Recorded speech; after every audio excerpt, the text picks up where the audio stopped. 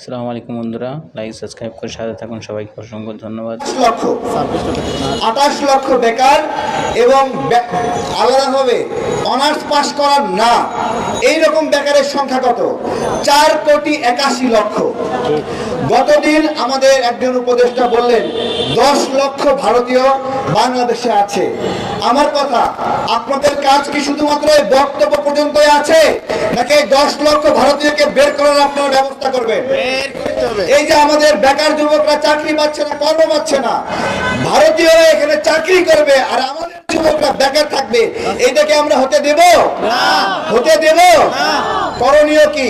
প্রত্যেক কারখানায় খোঁজ লাগান, কে কয়টা ভারতীয়কে নিয়োগ দিয়েছে আমাদেরকে খবর দেন।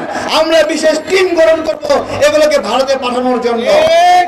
কাউকে রাখবো না, একটা একটা করে বের করে দেবো। যতক্ষণ না পর্যন্ত ভারতের আগ্রাসন বন্ধ না হবে ততক্ষণ পর্যন্ত এই লড়াই চলবে। সব শেষে বলি, বাংলাদেশকে প্রস্তুতি নিতে হবে। বাংলাদেশের আশেপাশে সেই বাঁধগুলো ভেঙে দেওয়ার প্রস্তুতি নিতে হবে। 1971-এর মতো প্রস্তুতি নিতে হবে, যেভাবে 71-এ ব্রিজ কালভার্ট ভেঙে দিয়েছিল আমাদের মুক্তিযোদ্ধারা, ওইভাবে আমাদের এই উদ্যোগ নিতে হবে যে আমরা ভারতের তৈরি করা এই ড্যামগুলো আমরা ভেঙে দিব, বোম মেরে উড়ে দিব, অ্যাটম বোম মেরে উড়ে দিতে হবে। এইটা মানবাধিকার পরিপন্থী, এইটা দেশের পরিপন্থী, বাংলাদেশের অধিকার পরিপন্থী, বিশ্ব জলবায়ুর যে নীতি সেই নীতির পরিপন্থী। সুতরাং এই ধরনের অবকাঠামোগুলো ভেঙে দেওয়া যুক্তিযুক্ত। আমি সরকারকে বলবো, 6 মাস সময় পেয়েছেন, এই 6 মাসে এখনো কেন তিস্তার পানি চুক্তি নিয়ে মামলা আপনারা করলেন না?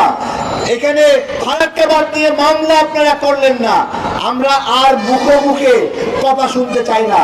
আমরা এমন একটা সরকার চাই যারা আন্তর্জাতিক মামলা করার হিম্মত রাখে, যারা আন্তর্জাতিক আদালতে ভারতের সীমান্তে নাগরিক হত্যার হিম্মত রাখে। কোনো যুদ্ধ নাই, যুদ্ধ ছাড়াই গত 16 বছরে 1100 জন মানুষকে হত্যা করেছে। আমরা বিএসএফ কে বলতে চাই, তোমরা যদি এটা বন্ধ না করো, আমরা তোমাদেরকে সেই পরিণতি ভোগ করাবো যেটা তোমরা আমাদেরকে যুদ্ধ ছাড়াই আমাদের করেছো। তোমরা যদি আমরা দরকার হলে লোক ভাড়া করে একটা বিএসএফ কে আমরা শেষ করব যদি বাংলাদেশের সীমান্তে নাগরিক হত্যা বন্ধ না হয়। আমরা এর আগে 2 লক্ষ টাকা পুরস্কার ঘোষণা করেছিলাম যে বিএসএফ এর খুনিদেরকে যদি আটক করতে পারে, গ্রেফতার করতে পারে, হত্যা করতে পারে, আমরা 2 লক্ষ টাকা পুরস্কার দেব। আমি আজকে আমাদের বিজিবির ভাইদেরকে বলছি, যদি দেখেন আপনার সামনে কোনো বিএসএফ হত্যা করছে বাংলাদেশি নাগরিককে, গুলি করে পাল্টা উত্তর দিবেন, তাকে শেষ করে দিবেন। দরকার হলে আপনার সারা জীবনের ব্যয় ভার আমরা বহন করব।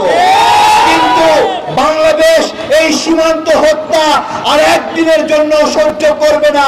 এইটা হতে পারে না। বিশ্বের আর কোন দেশের সীমান্তে এভাবে মানুষ হত্যা করা হয় না।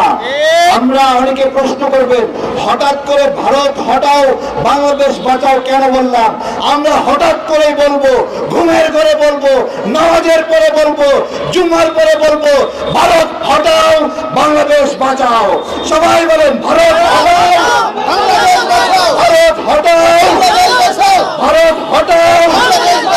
এবং ভারতের দালালি যে সকল রাজনৈতিক কর্মীরা করছে তাদেরকে সাবধান করে দিচ্ছি, আপনাদেরকে ওই পথ থেকে আমরা সরাবই।